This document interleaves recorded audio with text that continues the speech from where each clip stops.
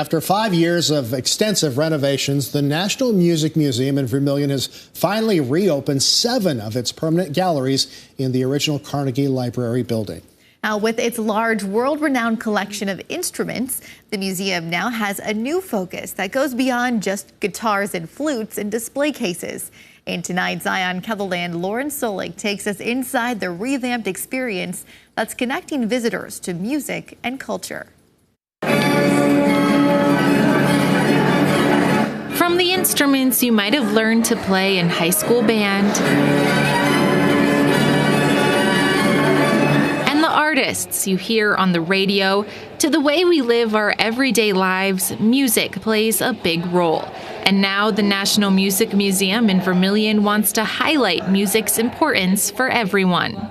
We really wanted to think about how to make the collection really relevant and accessible to people who didn't know a lot about musical instruments. So we thought about how do we help them appreciate that, and we could do that through themes of connectivity, culture, and creativity. 5 years ago, work began to remodel the National Music Museum with the help of the Chicago-based design firm Lucy Creative. That project included the opening of the Lillibridge wing with a rotating gallery in 2021. Now, phase 1 of the remodel for the permanent exhibits is complete. If they knew about us in the previous version of the museum, forget about that. This is completely different. In the past, the museum was mostly just display cases with instruments in them. Scott Lawrence, the chair of the Board of Trustees for the museum, says it was a place for scholars. People that understood instruments and the things, what they did, and there would be some small definitions of what it was or what the era was. But now it's for everyone.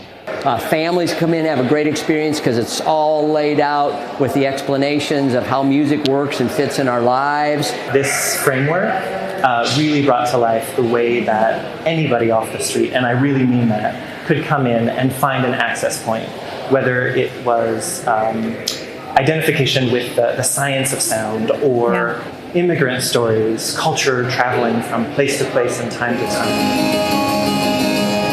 The new galleries also offer a variety of interactive experiences, like being able to try your hand at the Indonesian gamelan. This kid is practically a prodigy.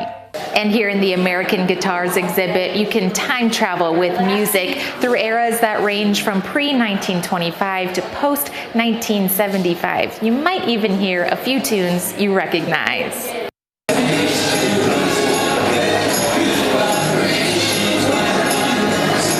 So you'll see as you go through the galleries, there are moments where you can actually hear the context of what the instruments sound like, and even some music that might be relevant or you remember from a moment in history or a memory that you might have too. The opening of these galleries also falls on the museum's 50th anniversary year. Arnie B. Larson founded the museum in 1973 with his collection of over 2,000 instruments. And his son Andre took over and began building and amassing a collection like none other in the world. So the last thing before Andre was done here at the museum, he just said, "Scott, bring the museum alive." And we really feel that we've lived out what he wanted us to do. A collection of more than 15,000 instruments now coming to life and reminding each museum visitor of the power of their music. What I want anybody who comes to the National Music Museum to leave with is that music is theirs. This place, the stories that are here, they're ours, shared.